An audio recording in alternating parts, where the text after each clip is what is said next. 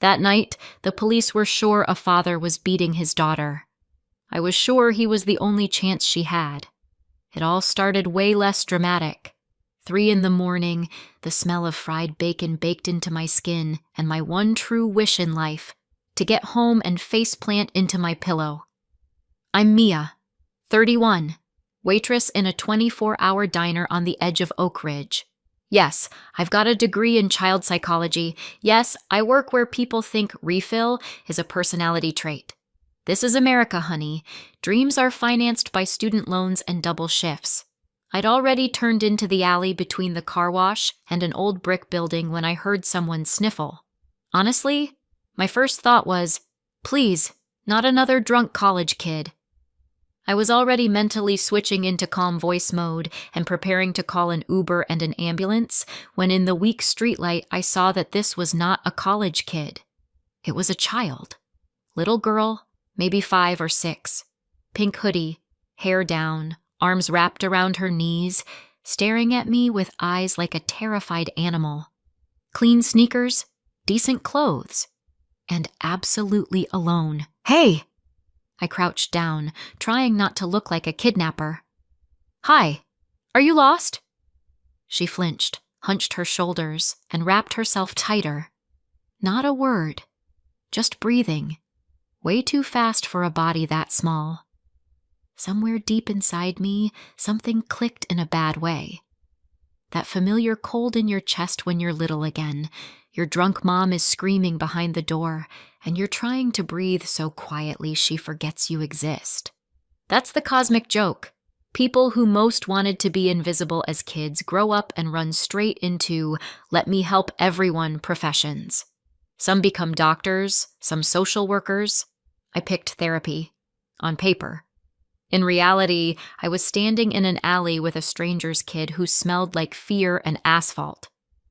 Look, it's chilly out here, I said, more businesslike now. How about we at least stand up? My diner's right on the corner. It's bright, it's warm, they have hot chocolate. I won't touch you if you don't want that, okay? Nothing. Her fingers just got whiter on that hoodie. I automatically scanned around us. Empty. No adults. No cars. Windows dark. That special moment when you realize, yeah, you're the adult, and you either step in or spend the rest of your life replaying how you walked away. I sighed and pulled out my phone. First person I dialed was Tessa.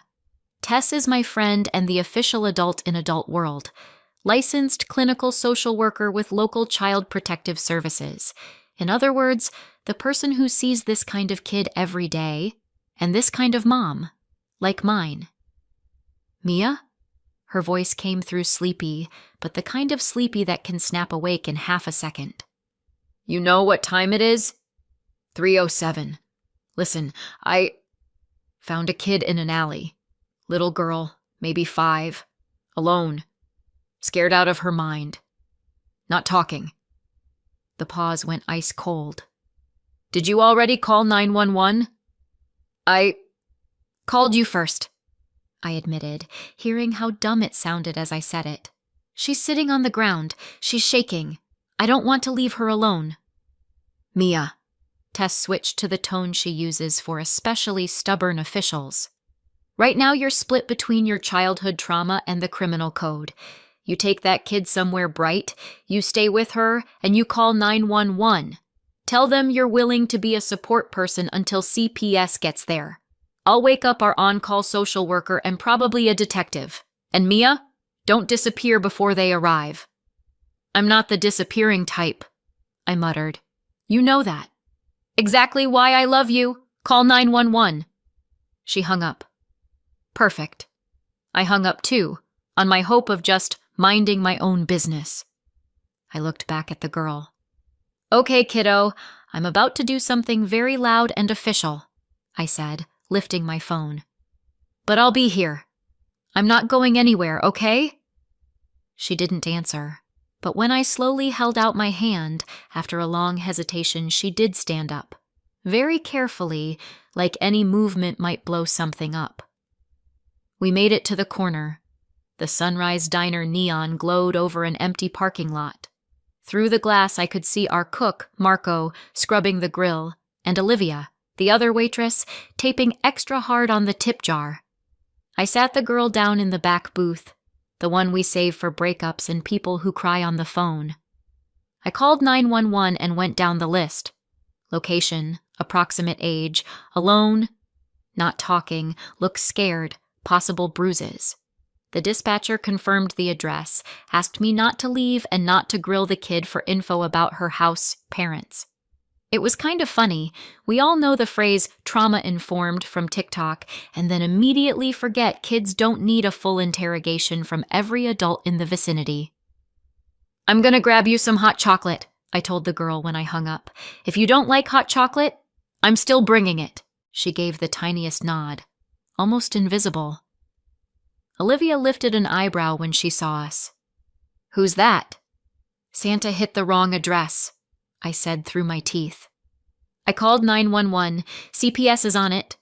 Can you make me a kid-size something hot and very sugary?" "Sure." Olivia glanced at the girl, her face softening. "Oh, God." When the girl reached for the mug, her sleeve slid back, and I saw it. A bruise, yellow-blue. Like a bad watercolor of a continent covering half her forearm.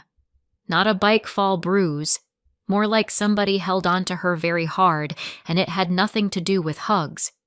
My stomach twisted.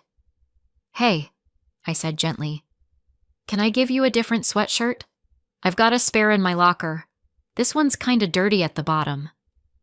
It actually wasn't too bad, but I needed to see the rest, and so would the doctors. In the employee restroom, I pulled my old black diner sweatshirt out of my locker. The girl stood in the middle of the room, frozen. "I'm not going to touch you without permission," I said, mentally reciting the manual. "You can take off your hoodie yourself and put this on. I'll just set it on the sink, okay?" She nodded. Slowly took off the hoodie. I tried very hard to breathe evenly. Her stomach, ribs, shoulder, covered in shadows. Different colors, different stages of healing. Somebody big had been signing their name on that small body. Not with fists, palms, belt, something wide. And I knew that handwriting. My mom's name was Nicole. Her favorite parenting tools were a bottle and a belt. Our trailer burned down when I was 9. Neighbor Pete dragged me out through a window while the fire trucks were still on their way. Nicole didn't get to drag herself out that time. That's how I learned the world can hurt you and save you at the same time. 2 months later, my grandma on my dad's side showed up, Claudia. She took me to New York, to a therapist, to real food, to sheets that didn't smell like cigarettes. I spent years learning how to breathe without counting the steps to the door. My therapist said I'd make a great child psychologist. You'll understand them from the inside. Funny how right he was. In theory. In practice, I turned into a night shift waitress because the system where I was supposed to save kids turned out to be one giant air quote. The girl pulled on my sweatshirt. It was a little big, but that was better. Covered almost everything. "Perfect," I said, even though everything inside me was screaming. "Let's go. We're about to be visited by some people with flashing lights." The cops showed up about 10 minutes later. 10 minutes is forever when you're a scared kid. For a waitress on shift, it's 2 broken glasses and 1 argument with a customer about whether sauce is included. 2 officers, a man and a woman, came in wearing that expression I know from miles away. "We have no idea what we're walking into, but we're already braced for the worst." "You the one who called?" the woman asked. "Yeah." I nodded toward the girl. "Found her alone in the alley? She's not talking. She's clinging to me like I'm the last safe object in the universe." The girl had already grabbed a fistful of my sweatshirt. "We've got an ambulance on the way," the male officer said. "They'll check her out. You can ride with her if she clearly doesn't want to let you go. You'll have to answer some questions at the station later." "I love answering questions," I said dryly. "I even got a degree for that." The ambulance pulled up right after the cops. A paramedic, a woman with soft eyes, crouched down to the girl's level. "Hey, sweetie." My name's Kate. I'm just gonna make sure you're okay, all right? And your, friend?" She looked at me. "Mia," I said. "I found her." "Mia can ride with you if you want," Kate told the girl. "She can stay right by you." The girl's grip on my sleeve tightened. That was an answer. They took us to the children's wing of the city hospital. A few more adults joined the party, pediatrician, nurse, and a woman in a sensible but warm cardigan, a social worker. About half an hour later, a new figure appeared in the doorway. Guy in a blazer without a tie, tired face. "Detective." "Detective Miller." He flashed his badge. "Oak Ridge PD." "Mia," I introduced myself. "Waitress and part-time emotional support animal." The social worker, Sarah, let out a tiny snort. The detective did not. "She hasn't said a word?" he asked. "One nod, 2 sighs, and 1 attempt to climb into my ribcage," I said. "But hey, that's progress." "We've already put her info in the missing kids system," Sarah said. "And," she looked at me, "your name is familiar. You're friends with Tessa Anderson?" "If she still calls me that, then yeah," I said. "She also asked me to tell you this wasn't her fault." "Tessa's already looped in," Sarah nodded. "She's on her way here." The doctor finished his initial exam and asked me to stay close while they did a few scans and blood work. The girl, still nameless on the chart, held my hand like I was the only anchor in this bright, white, too loud world. "Hey," I said quietly when we were finally left alone for a minute. "You know your name. I'm sure you do. If you tell it to me, I'll call you by it. If not, I'm gonna call you Sunshine, and in America that sounds kinda weird sometimes." She was silent for a long time. Then she whispered so softly I almost missed it. "Kristen?" "Hi, Kristen," I said. "I'm Mia. We've already met, but you kinda skipped introductions." For a moment, the corner of her mouth twitched. Almost a smile. Almost. Sarah came back with a sheet of paper and a box of markers. "Kristen," she said gently, "sometimes it's easier for kids to draw than to talk. If you want, you can draw what's going on with you, how you feel. It doesn't have to be pretty, just how it is." Kristen looked at me like asking for permission. I nodded. She took a marker. Her fingers still shook, but the lines on the page were steady. First, she drew a little girl, stick legs, circle head. Then, towering over her, a huge woman with crooked teeth and green hair. Over her head, Kristen scribbled a sort of crown and wrote in messy kid letters, "Witch." Next to the witch, she drew a tall man without a face, holding something black. Farther away, off to the side, she drew a figure on a horse. Underneath, Dad. I didn't need to be a practicing therapist to read that. "You're very brave," I said quietly. "That's a really clear picture." I handed the paper to Sarah. She exchanged a look with Miller. "So, we're looking for a witch and the boyfriend," Miller said darkly. "And a dad on a horse." "He's obviously not in the same category as the first two," I pointed out. "If he was a threat, he'd be standing next to the witch, not riding in from afar." Miller looked at me like I'd just started reading his mind. "You're a psychologist?" he asked. "On paper.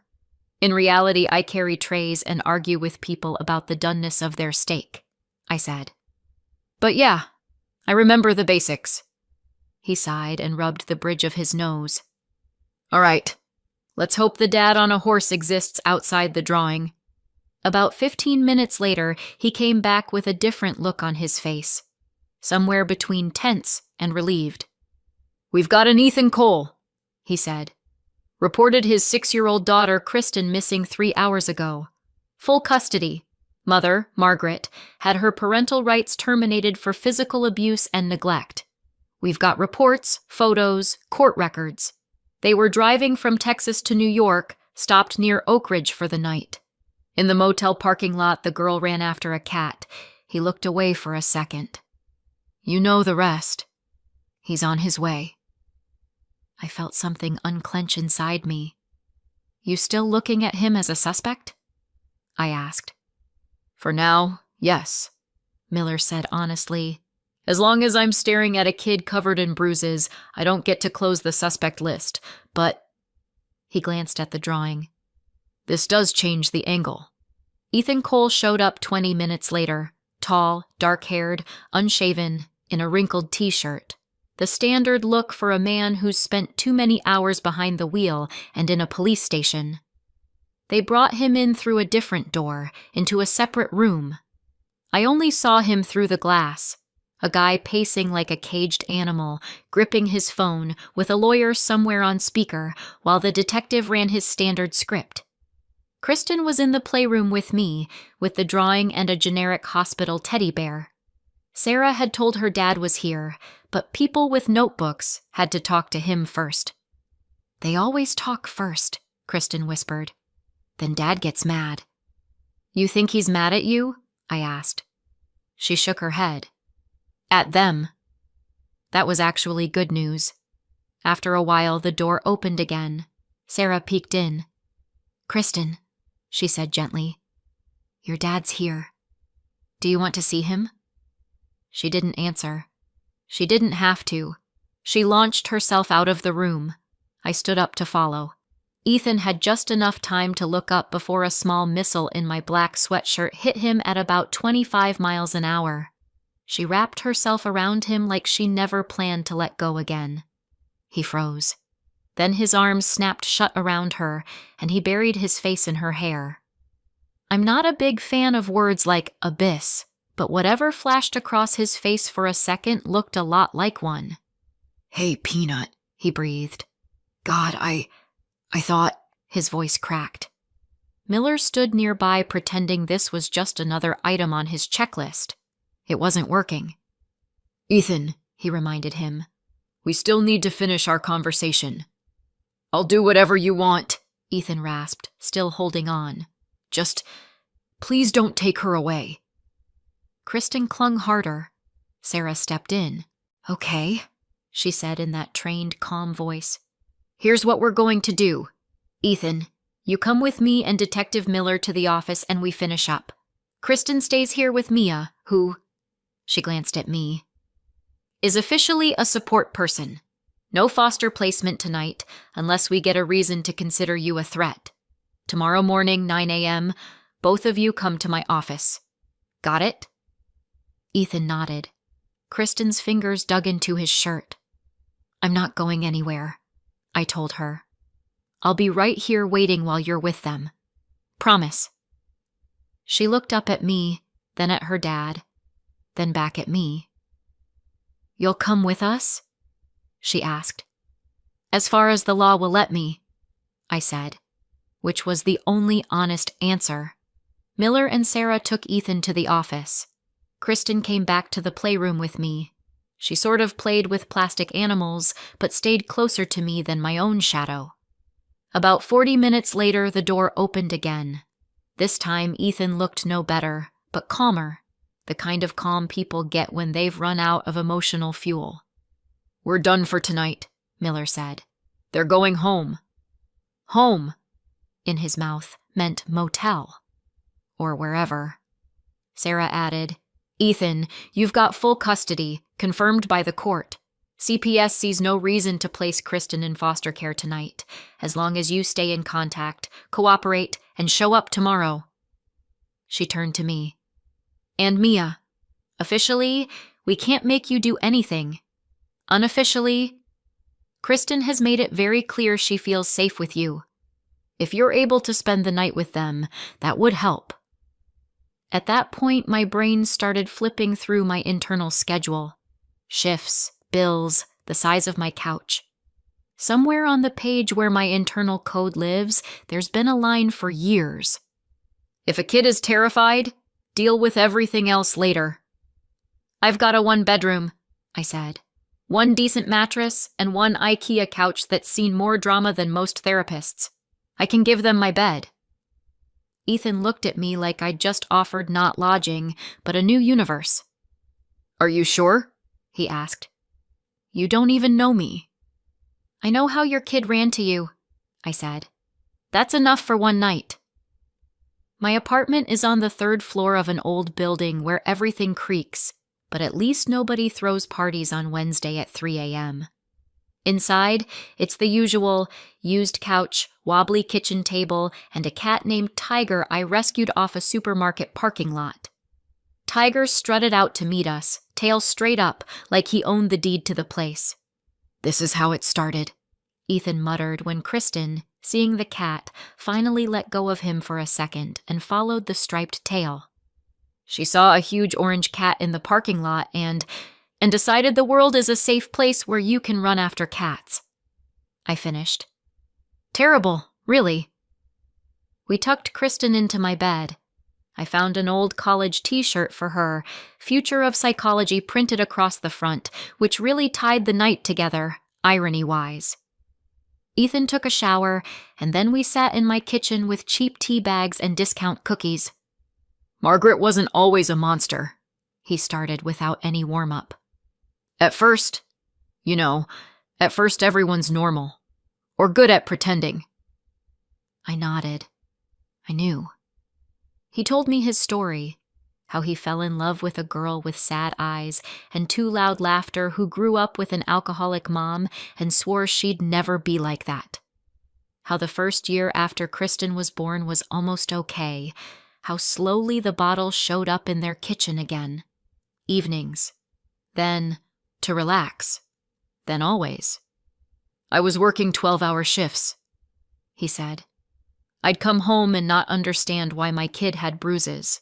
She'd say, 'I fell.' Then I started noticing she flinched when her mother came near. I called CPS. They came, talked to Margaret.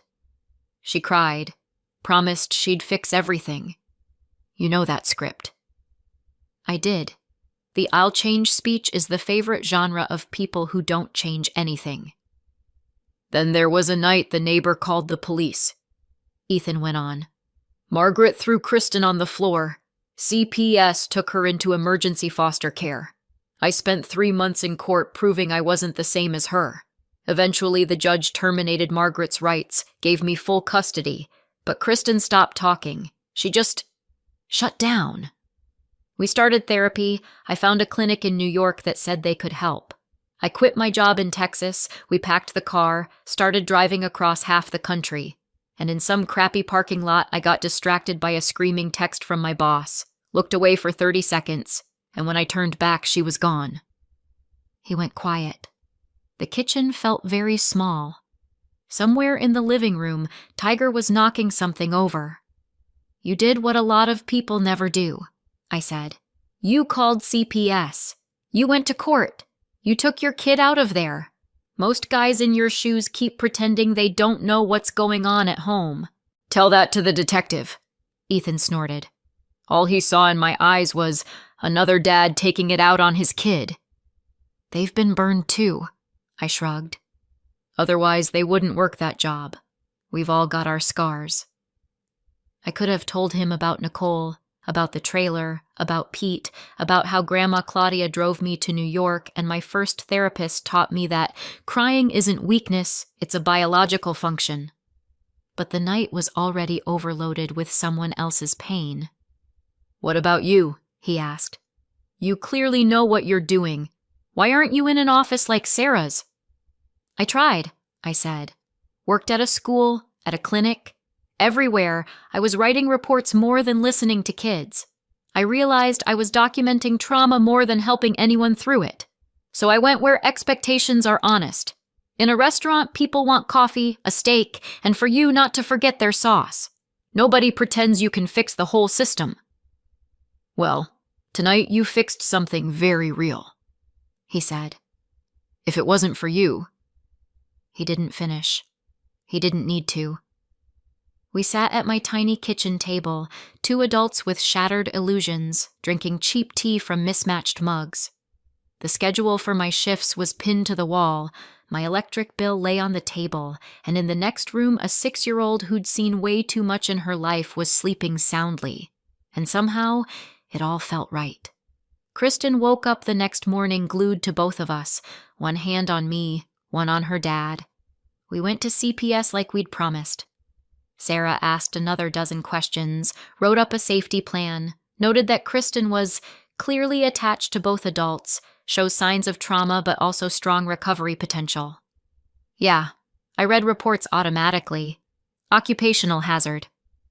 Then my regular life snapped back. Night shifts, coffee, people arguing about an $8 bill like their mortgage depended on it. For a while, the whole Kristen situation felt like some weird dream. Until exactly a week later, in the middle of the dinner rush, the door opened and I saw them. He was in a clean button-down, actually rested, still tired around the eyes but without that abyss. She was in a light blue dress with neat braids and a wristband hiding the last of the old bruises, and a smile. A real one. "Got a family reunion out front," Olivia murmured behind my shoulder. "You taking that table?" I was already walking. Kristen saw me first. For a second, she stared like she wasn't sure I was real, then launched herself at me just like she had at her dad that night. "Mia!" Her voice was louder than anything I'd heard from her in the hospital. "I missed you!" If you want to know the weirdest feeling in the world, it's this. A kid who went through all of that telling you she missed you. Not her therapist, not a doctor, not a social worker. A waitress at a cheap diner. "I missed you too," I said honestly, hugging her back. Ethan walked over a little slower, carefully, like grown-ups do when they're afraid to spook something fragile. "We're moving to New York next week," he said. "Clinic agreed to take Kristen into their program. I already found a job. But before that," he hesitated.